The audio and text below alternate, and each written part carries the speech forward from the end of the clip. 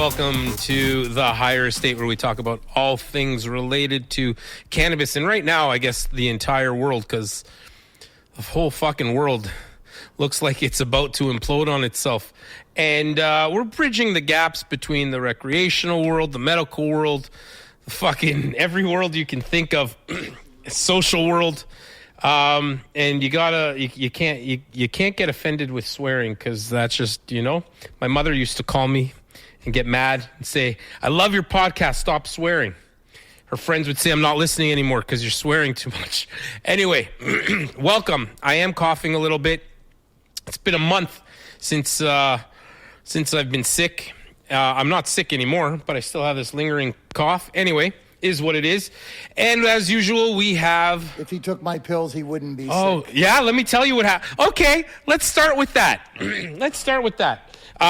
Some people take it one night and then take 3 nights off, and one night and 3 nights. Okay. It doesn't work that way. Okay, listen. I think you need to be closer to your mic.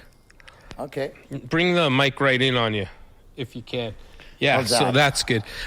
We have Lee here. And Lee, how are you? I'm good. Ira, how you doing today? I'm okay. Surviving the fucking onslaught of the world. But hold on, I want to go back. Okay, Lee just said. So last time we met, you were we had our podcast, and you came on. By the way, Lee's going to be a staple. It's going to be him and I just yelling at each other basically for hours on end. That's what we're going to start doing from here in. Last time I had you on, you were talking about the medicine that is helping people with cancer. So, and I take your pill actually to sleep sometimes. I open it up. I do not take the whole pill, as you know.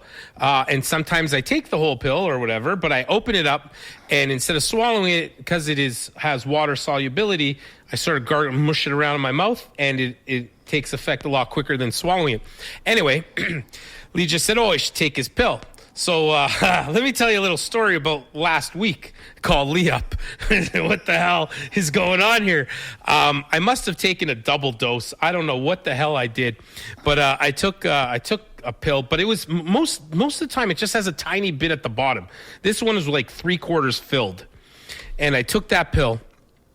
And 45 minutes later, I literally felt my heart exploding. I was like, it was popping and exploding. I'm like, I'm gonna die. I'm dying. Went crazy. I woke my wife up. I'm like, Naz, I think I'm dying. I gotta go to the hospital. She's like, you're high.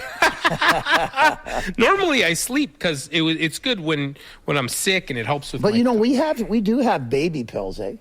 Yeah, well, shut up. Anyway, what do you think's going on? So we were supposed to have a guy on here today. Fortunately, he hasn't been able to make it. Who you helped with prostate cancer? Yeah. Using, are those prescription? Those are prescription, aren't prescription, they? Yeah. Oh, pretty cool. I like the. They give you a little tint in the bright snow and that. So there's age-related illness. Your eyes hurt. It keeps my eyes young. So last week, or whenever we did our last one, a couple weeks ago, telling me about how the pill is helping people with cancer. And you had a friend, you don't have to mention his name because he's not here right now, that had prostate cancer, and he no longer has cancer. What happened? He's kind of... How old is he? He's 50... In his 50s. 57. And he was diagnosed with prostate cancer how long ago? A couple years? Yeah. No, it's just been over a year. He was diagnosed with the prostate cancer that is fast moving, high risk. Okay. He was diagnosed with high risk prostate cancer. They didn't know if he was going to make it. He started my pills. He did my pills. He was peeing out of the catheter for like a year and a half almost before they really got into what was wrong with him. Yeah. And he had a catheter. They kept the catheter inside too. Like they kept the catheter inside him. Yeah, I think it was like over a year he was on that. Yep. And the doctor more or less told him, as I understand, that hey, you're in big trouble. So and then they did radiation on him? Oh no, he did the pills for about 8 months, and he stayed perfectly level where the doctor couldn't understand it. Like his PSA, the prostate PSA, level. I think his PSA was at 12, 12 and a half or something like that. And then he stayed there and never moved. Okay. And then they did a little bit of radiation on him. And, why did they do radiation? Because it was just big and, well, he had cancer. I think it was because it was like a rock. Yeah. It's big. He has cancer. It got big. So what happened from the radiation? And the radiation, they scraped it a little bit and found out it was falling off in chunks. So I don't think they did a lot of scraping. They did a little bit. And they sent him home for, to do. So they didn't remove his prostate? No, he had about 4 friends that were in there. I wish he was here right now. He had about 4 friends that was with him. And like he said, we all kind of started around the same time. And he's the only one that kind of made it. Everybody else either got their prostate cut right out or passed. Okay, so that he chose to not have a prostatectomy, like they didn't take out his prostate, they kept it in. They did a little radiation, which helped him clearly. Yep. And then and then with your pill, he took your pill every night, and now his prostate is fine. His prostate. I need to talk to this guy. His PSA is normal. PSA is 0. Well, it's not 0. Wow. Normal. Right. It's normal. And they're not going to they're not doing any more. No, not doing anything else. The doctor said to him, like, I can't believe what you are. And you beat my thoughts from the beginning. All right. Well, I got to talk to this guy. I wish he was here to talk to us now. He's on his way. I mean, maybe he'll show up in the middle. I guess, do I think, I know we get into this argument. But it's only an N of 1. You're right. It is an N of 1. Well, N of 1, that's all. That's the whole point. I've helped 25 people with prostate, but it's only an N of 1 for that person. It is an N of 1 for that person. We cannot say that his cancer is cured because of your pill. First of all, he did radiation. Right. So radiation, they didn't send him home to die. They sent him home. They sent him home. Well, they could have taken out his prostate. It would have been okay. Yeah, too. They were working with him, and this. Well, I don't know. I don't think you live the same life without a prostate than you do with. Lots of people. Some guys don't even have sex anymore. Okay. So that's the same life. Okay. No. Okay. Fair enough. I might not even want to be here for that part. I don't blame you. Right, if you can't have sex. I don't know. Take out my prostate, kill me. Yeah. There's no more sex. But I'm just saying, there's other. But I helped the doctor with it. He was like he's a naturopathic doctor. He's a chiropractor. Chiropractor. But he was in trouble. Same. I'm just kidding. I love all my chiropractors. He worked on my neck for a year. Yeah. 8 months he worked on my neck, and when he come to my house to get help, I never even knew who he was. He was so bad. Really? What do you mean? But he did all the great hospital. The hospital helped him a lot for 2 or 3, I think 6 or 7 months or 8 months, and then they sent him home to die. So they did a good job. What do you mean they sent him home to die? They didn't say you're going to go home and die. No, they said go home and get your affairs in order. I don't know what that means. You can tell me. You're the doctor. Oh, shut it. You've been in them states before. What do you mean when you tell someone to go home and get their affairs in order? Okay, so what kind of cancer did he have? Do we know? He had the same high-risk prostate cancer, and he lost his prostate. Okay. Oh, so he had metastatic prostate cancer. Right. So they took out his prostate, and he still had cancer? Still had cancer. So he had metastatic cancer. So now he doesn't have any cancer? Now he has no cancer. I got to talk to this guy, too. We got to get this together, but you're a busy doctor, so we have to, no, seriously. Do you really think that so here's my thought. I think that and we talk about it every time we get on the show to start. I think your pill does something. What it does, I don't know. Well, I know what it does. What's your question? How much do you think is attributable to bringing relief and bringing like the sense of well-being, like internally, whatever effect that? The sense of well-being I had, I paced my house for 3 hours. You know what I mean? Like taking the pain away. Right. Versus curing the cancer? It does. So hold on. Let me repeat the question. The question was how much, by our producer over here, Lucas, he asked a good question. He says, how much do you think is contributing the contributing factor of the pill to overall general well-being, and you're right, secondary factors versus the curing of cancer. They live a happier life, a longer life. They live with less comorbidity of like pain and sleep. All those things seem to get better. But is the cancer getting better? Is it because of the pill that the cancer is getting better, or is it those secondary things that people think they're doing well on? Listen, we know people that have taken the pill and died. We know people that have taken the pill and not died. So where is the answer? I don't have that until I put it into a study. Well, we gotta stop there. Okay. Because that's not true. What's not true? We know people that's taken the pill at the end and died.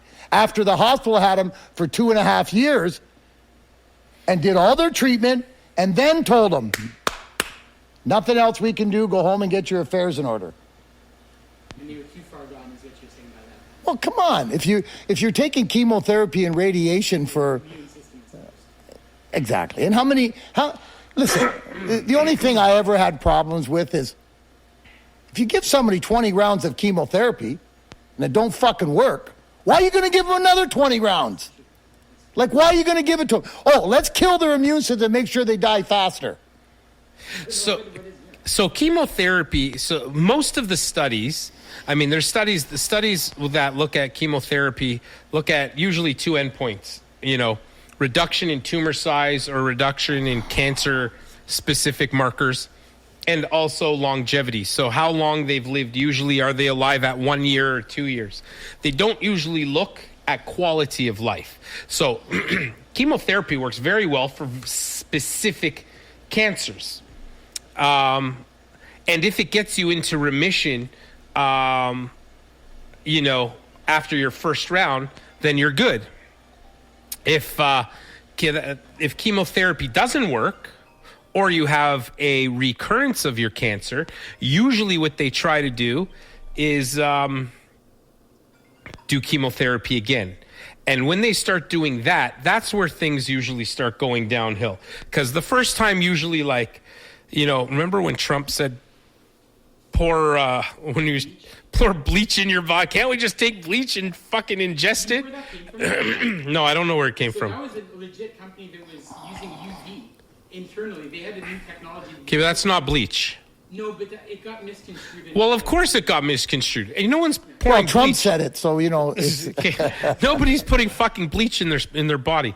But so... Hydrochloroquine, hydrochloroquine totally different. Hydrochloroquine we use all the time. In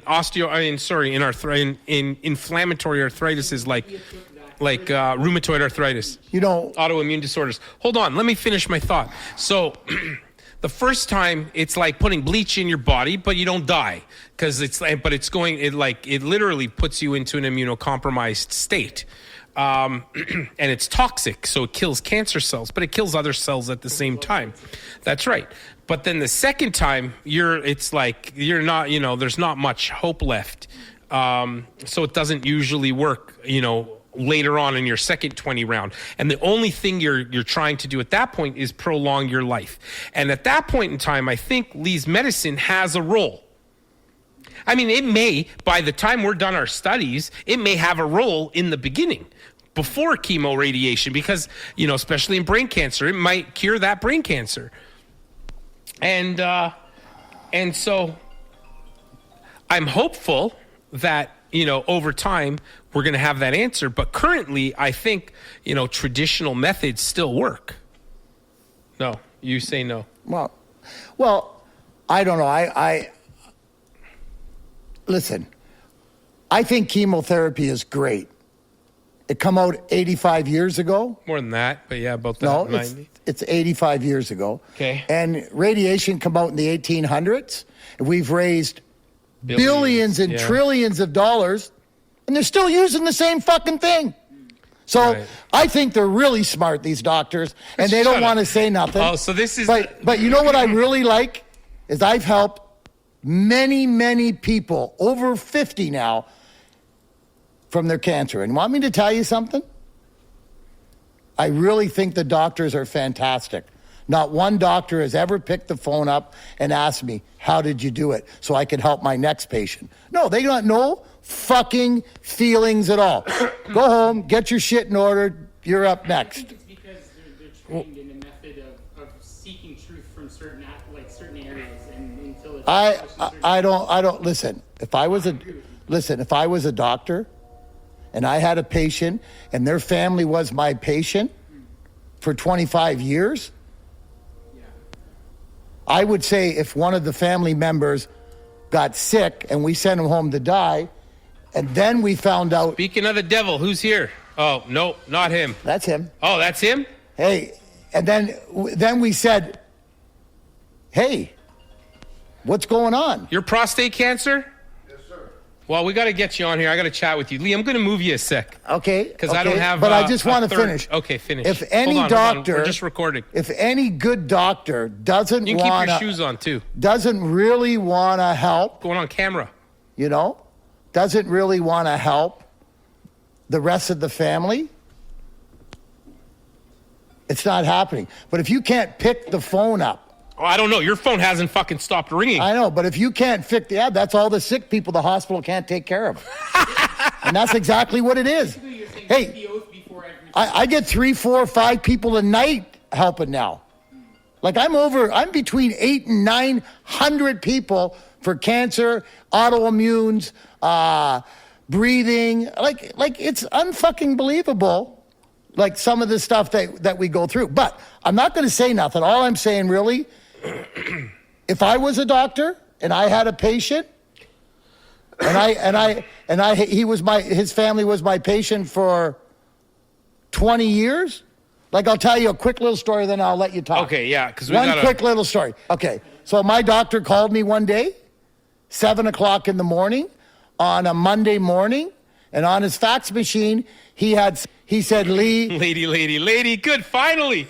Woo, we got Lee saying. So he said to me, I want to ask you something before we go on to anything else. I said, what's that, doc? He goes, do you know this lady? I said, yes, I do. He said, well, 6 months ago, I brought her whole family in. They've been my patients for 30 years. I've been taking care. I love the family. And unfortunately, the one sister is very sick with lupus, cancer. She's loaded with cancer. I said, yeah, I know. And the doctor had sent her home, get her affairs in order. Right. Well, guess what, buddy? I just got the paper here. Let me read it to you. She's cancer-free. I said, yeah, okay. It's not shocking to me. And it's not shocking to me. It's shocking to the hospital because they sent her home to die. But why didn't any doctor... That was the first because doctor we to need phone the and evidence. ask. We need the evidence. You don't need the evidence. You don't need the... Hey, Right. Ira, you're a good doctor, and I know you are. But listen to me. If your mother got sent home to die... Yeah. Or to get her affairs in order, and she was very sick. I would try. And all of a sudden, this young guy over here... Or are we talking about you, the young guy? Well, in between. Young guy. Yeah. I'm in between 150. So if we found out, let's just say we found out that she's cured now, wouldn't you want to know who cured her? Well, I want to know not who, but what they used. I don't care who the person is. It doesn't matter who the person, but you would want to go see that person to ask them what happened. I'd like to know what they did. That's correct. Sure. So that's a normal thing for a doctor. But since Big Pharma's got everybody all fucked up, they don't want to ask you no questions. Which I personally, I don't think every doctor has a malicious intent like that. I'm sorry, they don't. I don't. I think a lot of. It is an echo chamber situation, but hold on. Let me ask you one question, and I'm going to go. One question. Yes. I really want to say this seriously. Yes. I don't believe doctors are bad. I believe they're good. But most of them. But I believe they'll do anything for fucking money. Because when a doctor... that's not true. That's not true. Hold it. I disagree with you. If a doctor... If I was doing anything for money, I would not have done what I did for the last fucking decade. I agree. But I'm saying, yeah, you could be a receptionist. But listen, if anybody I disagree knows with you. something that Doctors helps somebody... Without Borders, fucking... Most doctors that work in the hospital... I think it's a case where there's not enough time. I don't think doctors are remunerated appropriately for what they do compared to other people who are professionals. If you look at lawyers and you look at dentists and you look at whatever, physicians in our country are not remunerated. You mean liars? Right. Okay, whatever. whatever. I actually, I disagree with you wholeheartedly that physicians will do anything for money. I think that's bullshit. I actually think that's an ignorant statement. Then you tell me why, if you got a patient... Because doctors, for the most part, are evidence-based physicians. Okay, so if the evidence doesn't exist... When my brother died 3 years ago, why did the doctor... talking about your why brother did the doctor call 3 days later and go, it wasn't the cancer that killed him? Because maybe it wasn't. How the fuck do you know? You're not a scientist. Well, I know one thing. He was but you don't know. He was full of cancer. Okay, but maybe it wasn't the cancer that killed him. And they You don't didn't call know. him for 4 fucking months. Okay, so that is not about money, Lee. I'll get back to you. That's not a money issue. That might be incompetence. That may have been neglect or error, but that wasn't fucking money. I'm only talking about one thing. It's got to be something when doctors don't get together and do what they want. I watched a show. Okay, but that has nothing. Okay, so what you said, though, going back to your statement where doctors will do anything for money is a bullshit statement to make. Well, and it's not true. Well, for not all doctors, but I don't believe it's not for everyone. But, okay, but there's shitty apples everywhere. So don't say that shit. Doctors do not go into medicine to make fucking money. Okay. They don't, because they have to work to make money. There is no fucking person giving me a pension saying that there's a lot easier ways than going to university for 13 fucking years, Lee, and saying coming out and then having to work every day of your life to make money. Okay. They don't make money when you're not working. Hey, I want to apologize to everybody. You're right. Thank you. But let me ask you something, Ira. Can you say what you want? Being a doctor? That has nothing to do with money. No. That has everything to do. You went to school. You went to school. That has nothing to do with money. Ira, you went to school for 13 years to take care of people. Yes, I did. Can you tell them people what you really think? I most of the time do. But you can't because. I do. But if the college hears it, you're in trouble. But that has nothing to do with money. I have a license to practice medicine, and I have to follow a procedure. Nobody should be telling a doctor a different story how to treat his patient. There are different guidelines. Why there's me and you, Lee. We're not licensed. We can say whatever we want. Right. You can say whatever you want, but it may not be scientific. But the original thing was the motivation behind it. Right, the motivation. Well, the motivation of medicine. I'll make one statement here. Okay, I want to move on to the cancer. You're going to talk to Huey, but I'm going to make one statement here. I'm going to be a big part of helping a lot of people with cancer. You already are. I know, but I only get them at the end. I've got 4 people at the beginning. 4 people at the beginning. And all of them are cancer-free. Okay, that's 4 people out of billions of people that have had cancer in the world. You need evidence to get them at the beginning. Otherwise, nobody will trust it. In order to get to that point, you have to do proper fucking studies. Okay, and that's what we're doing. So we're not going to mention no names, but you know what I'm going to talk about. Okay, so let those individuals... Non-curable leukemia, sent home by 3 doctors... I'm not arguing that fact. And then that's one fucking person, 5 people. You can't make a generalization based on 5 people. How many of that people have that same Everybody's leukemia? Different. Some people can spontaneously resolve. So between the two, what you guys are saying is that one is saying that, like, okay, why isn't this happening? But the thing that's stopping it is the actual studies being allowed to happen because of... Yes. So Lucas raises a good point here. Lucas's point is there's a lot of red tape around. Why haven't studies been done?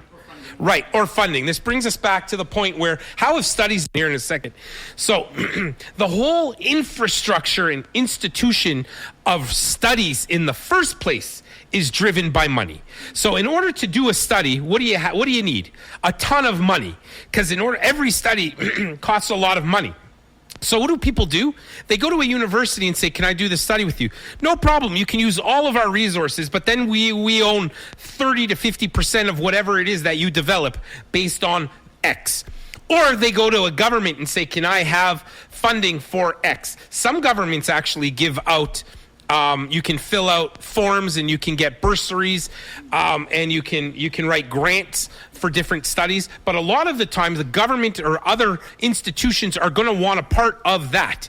That is the whole infrastructure that big pharma has developed to keep out people that have remedies from doing studies, because they don't have the millions of dollars that it takes to do it. So the only medicines that get studied are their medicines because they have billions of dollars.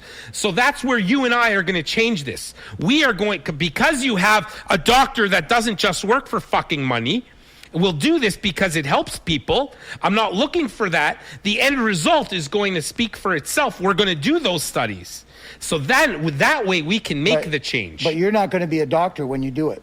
Well, Be I honest. will be a doctor. I can't do it if I'm not a doctor. Okay, So I you'll may have. always be a doctor because you earned it. Okay, But so this brings you're up not another going to be point. able to work in the hospitals anymore. So, I can if I'm just doing the research. If I'm the CEO of our company, we have to discuss that at a later date. Let's not bring it up right now. We don't have to bring it up. I'm just saying, if you don't abide by their rules, you're not working in the Okay, fucking but hospital that's no more. the End of story. institution of medicine, That's losing legitimacy right now too, though, right? and medicine is losing. Yes, but Just the institution. the institution of medicine has lost a lot of legitimacy. You know what? But again, I'm gonna let Huey get in here. All right, Huey, because, get on in here. We'll go we're forever. cut for time for today because Ira's in another meeting later.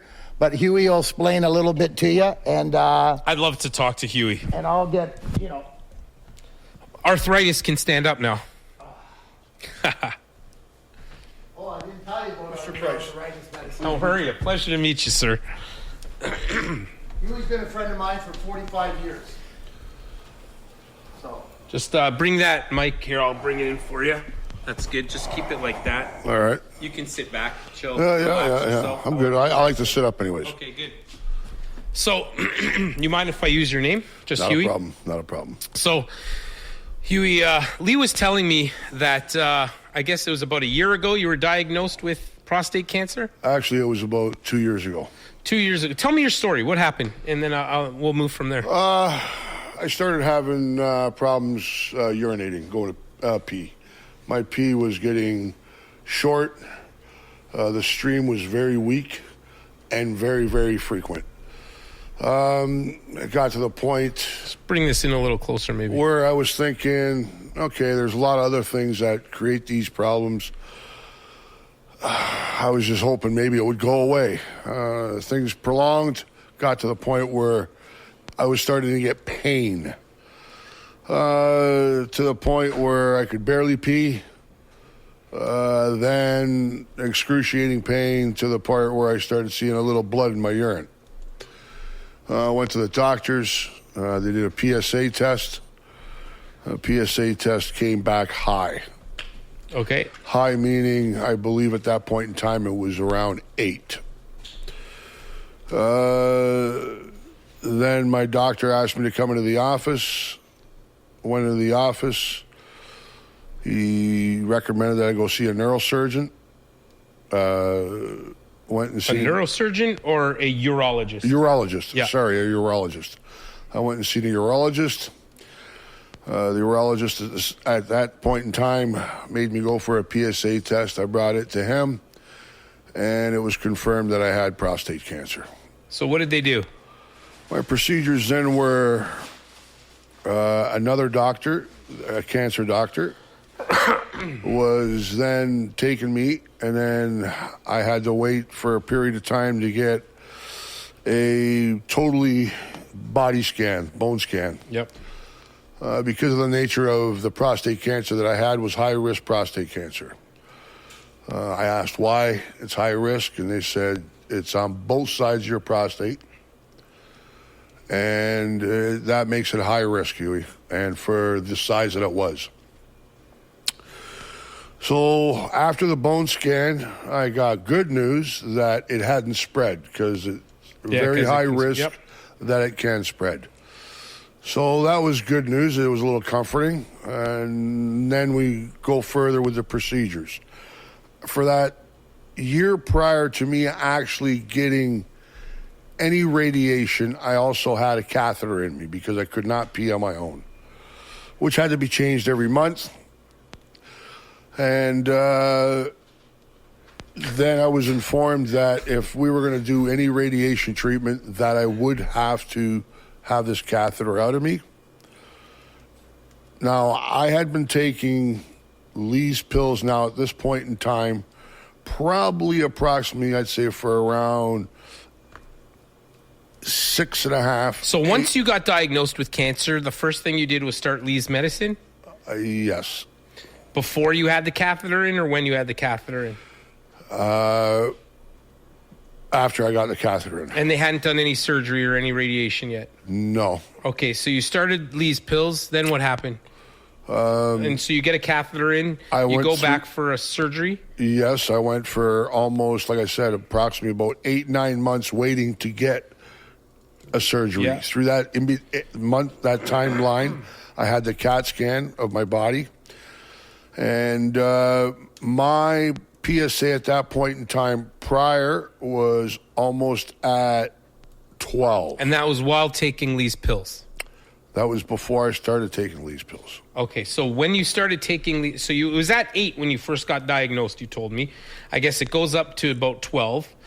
It goes, it went up to, in about, this is why I believe the Lee's medicine helped me. Oh, I know, but hold on. I gotta get the facts down first. Okay. So you get diagnosed Yes.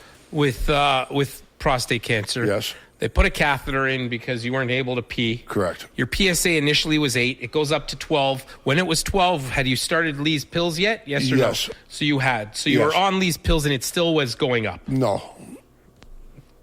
Okay, so let me ask. So your PSA, though, was 8 initially. Yes. It went up to 12. Yes. Between the 8 and 12, had you started Lee's pills yet? No. You had not. No. So it gets to 12. At 12, what happens? I started taking the pills. Just out of the, you just before surgery or anything like that, you started taking his pills. Correct. After the CAT scan or whatever. Because the diagnostics Right, of came my back. PSA was prior to the The urologist. urologist. Okay. So that was about a 3-month period, and I hadn't taken the pills yet. Okay. Once So- I was confirmed Yeah. it was prostate cancer, I was confirmed it was high risk. Yeah. That's immediately when I contacted Lee. Okay, so you I'm at contacted the Lee. stage of 12 at that point in time. Got it. So you take Lee's pill starting at 12. Yes. Then what happens? It was almost a year Before you could get the surgery? before I could get what they call a prostate scrape. Yeah, so they scraped the prostate. What happened? Then they could take the catheter out and Yep. leave it out. I could pee on my own. Yeah. It was quite discomforting. Yeah, of course. Did they tell you still had cancer? Yes. All right. Did they do some radiation on you at that time? No. When did they do radiation? About 3 weeks after I had the prostate scrape. Okay. Oh, so while you still had, they took prostate, they kept after the scrape, they usually keep the catheter in for a week or two. No. They took it out right away? Correct. Okay. And then 3 weeks later, you had the radiation. Correct. Directed right onto the prostate. Yes. All right. And you were still taking Lee's pills. Yes. Okay. So after they did the radiation and after they did the prostate scrape, what happened? Did they say you still had cancer? No. I went back How long after? just recently. So when was the scrape and when was the radiation? The scrape was approximately about a year Ago? ago. Okay. Well, no, maybe not quite a year ago. About 8 months When ago. was the radiation? And the radiation I finished October 18th. Did they say you were cancer free after the radiation? No. They waited for 2 months for everything to heal. And then they told you you were? Then I went for a PSA test, Yeah, and it was fine? and my PSA is below normal. Okay, so, and that was after radiation though, Correct. but like 3 months after radiation. Correct. And you were still taking Lee's pills? Correct. Okay. And and so between Lee's pills, radiation, and your scraping, Right. your cancer was then cured, in essence. You're in remission now. I guess you're not cured, you're in remission. Yes. Well, I'm gonna, like I said, You got to go back. yes, I'm seeing my cancer doctor in a month and a half to 2 months. And again, I have to go for a PSA before I go see him Right. again. And then I'll find Love out. doors opening. Fuck the podcast. I'll know better what they say then, because I'm sure they're going to probably send me for a CAT scan. I appreciate you telling me that story and everything that you've just said that you put together there. And I'm super glad that you are currently in remission or your PSA is normal. I have to, yeah. The amount of radiation that you got, chemo that you got, is that? He didn't have chemo. Oh, he didn't get. No chemo. They don't. No, he got radiation and a scraping of his prostate, which is normally what they. No, not the same as chemo. It's where they literally put like a laser and go. Yeah, radiation. I got 8 weeks every day. And Enough to kill. yes, yes. So here's my thought process on this, Lee. You're not going to like what I'm going to say. This doesn't prove that your medicine cured his cancer. Okay, well,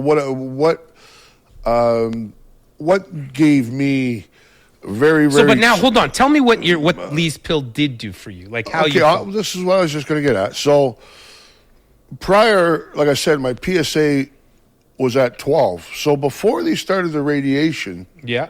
which was almost 6 months, 8 months, now I had been taking the pills, my PSA didn't go up anymore.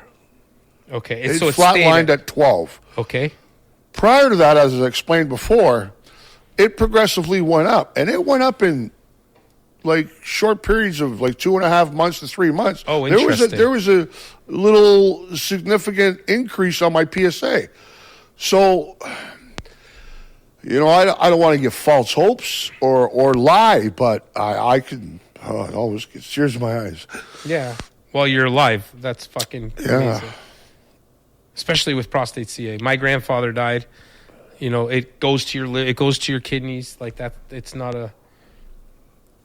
If it's going up in that normal way, is it normal for it to just? A ticket, no, it usually does continue to go up for a little bit of time. So So- I think it may have the possible. Sorry, go on. The evaluation I'm doing is that it didn't go up after I started taking Lee's pills. And I'm a why guy, always have been all my life. So now, through the radiation period, I did a lot of research on side effects. And there's a lot of them. Yeah, radiation is. There's a is- lot that occur. super it's damaging. not an easy trip. Yeah. And I'm not afraid to talk to people. So the gentlemen that were with me at the clinic daily, every day, for 8 weeks, there were some there that had already been into the same procedure I'm doing for the same treatment, 2 weeks in, some already a month in, Have already and some increased. starting when I'm starting. So my questions were, you know, how you doing, how you feeling, and they wouldn't be shy on talking and Yeah, of explaining course. their feelings. I can tell you this much. I had absolutely not even remotely close to what any of those guys had. So here's, which is amazing. Here's my thought, and here's where I actually think Lee's pill works very well. So first, I think it was a great adjunct. I think it worked very well hand in hand. Maybe it kept your PSA from going up and it stabilized the cancer at where it was. I don't know the answer to that yet. I think when we put it into a study and we can find out what it's doing specifically, we'll be able to do that.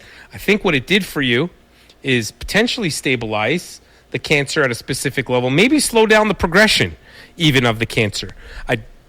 I don't think we can say that it cured you in any way. I think what we can say is it helped as an adjunct, definitely with the symptoms of radiation, and cannabis is known to do that, and Lee's pill is very potent and definitely did that. I think it potentially slowed down the the progression of it. I don't have a good answer, but I can't say it didn't. I can't say it didn't right now because you were doing the right things, which was radiation, the prostate scrape, and Lee's pill.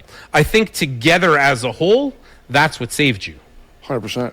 Yeah, which is 100%. amazing. I mean, I think that's phenomenal. And I know that, you know, even questions I asked the doctors, And the side effects were definitely, you know, they less. were impressed on my healing ability. Of course they were, because it works. They were impressed on my attitude. You know, I stayed positive through the whole thing. You know, where the tears comes from is knowing of people that go through it that don't being get thankful. a chance, right? Is being thankful. My grandfather went through it, and it metastasized into his kidneys, and eventually it touches a lot of people. Yeah, and well, I think any man over the age of 60, 65, that's when they got to start worrying about these things. Well, every day going to that clinic and seeing the non-prejudice that disease has it's an undertaking, I'll tell you. It could have, but I don't know the answer to that question. You know, I think it's still out. I don't have a good answer. Would I have given it to him? 100%. I don't think that's a question in my mind that I would have given it to him. Could I say it's going to cure him? No, I can't say that yet.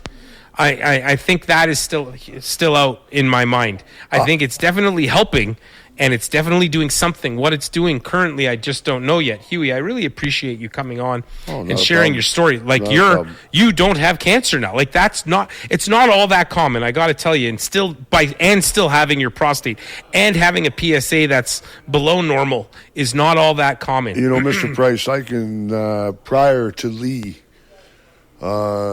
introducing me to this medicine, I've had a lot of people surround me with cancer. I know a few women that had breast cancer that were so taboo on marijuana because it was a bad drug and so on and so forth. And the instant they were touched by the cancer, the research they did, they immediately got on the oil. I know 3 girls that went through it. 2 of them did the oil along with their treatments. Yep. And God bless, they have stayed in remission. Where the other girl who didn't, you know, again, God bless, but she had passed away. It came back to her, and she had passed away. There's something here. There's definitely something here. I know that from lung. Is there any downside to? There's no downside. Well, that's another thing I'd like to tell people. Like, don't be afraid. Like, I can get into a big story of this. Like, I've been smoking pot all my life. And I was so against edibles because one time, you know, I went away somewhere and there's a big bowl of cookies, and me like Yogi Bear got into them, and next thing you know, my buddy comes in and goes, "Hey, you know, they're full of weed." And 2 hours later, I'm going, "Oh fuck, I wish I'd never ate these things." Okay, well, I just started off. It was off a bad experience. I started off today coming with from a guy that smoked weed all his life. Yeah. So edibles then were totally out of the question. Right. But God, like, my attitude changed once I got touched with the cancer. And then Lee told me. How did you feel on his pill? Well, that's another thing, too. So the I took it. pills I got were the real super small little microdoses. Oh, so he started. So he said to me, he goes, "You just take one a day, you know, see how you feel. If you can take another one, do so." I started in the evening. Yeah. And I progressively got up to a point where I was taking in the morning and in the afternoon and then at night, 1, and then progressively went to 2, to 3. Wow. At each time. 3 and then each time. I started feeling one whole one, and I started feeling, you know, a little like not spaced you didn't feel out, like your heart was exploding? No, not at all. Okay, just very comfortable, just relaxed. I need the baby one. So, and I progressively just kept at it. And then, well, God bless you, Huey, for getting through it. I do think there's something here. Like, clearly, Lee's medicine helped you, and so did your chemo. So did, as an adjunct, I think all of it together helps. I'm searching, and I'm going to search until I get to an answer. I don't care what Lee tells me. I really do hope you guys do, because like I'm going to. There's stories I know from other people. You know, I need Lee to believe in that we're going to get to an answer, and that we don't have the answer yet, that we need to continue to search. And that's what science tells us, is continue the search. The problem with science right now, and I'll just end on this note, problem with science now is the inquiry into the unknown is being questioned. Or is being controlled. Yes. Yeah. You're not allowed to ask the question anymore. And if you can't ask the question, science can't provide an answer. I agree. And that's not science. And that's where we're stuck, whether it's with cancer, whether it's with COVID, whether it's with anything right now. The control around the science runs so deep and is so corrupt and controlled by very specific people, it's holding us back. But there are people like Lee, myself, Lucas, you, other people that are out there that just don't buy that. And there are physicians out there, and there are people that are willing to put money behind and back the research no matter what. And that's what we're going to do. You know, no Mr. Price, again, Health Canada legalized marijuana. 2018. I'd like to know what studies they did on the grounds for them to say, okay, let's legalize it. Well, I'm not. Oh shoot! You know, I spent. Was that a decade? I spent decades. Was it decades? Yeah, I spent a decade trying to help legalize cannabis. So you know, and it took years off my life, probably at the end. And I'm sure they're seeing that it's something that should have been done a long time ago. 100%. But we also know why it was illegal for so long. Exactly. Huey, I appreciate you being on here. Everybody, I hope you're having an awesome day. Thank you. And I think that's all we got to offer today. I mean, I'd love to get into more stuff, but our time is run out. Have an awesome day. Peace. Peace. Love yous all.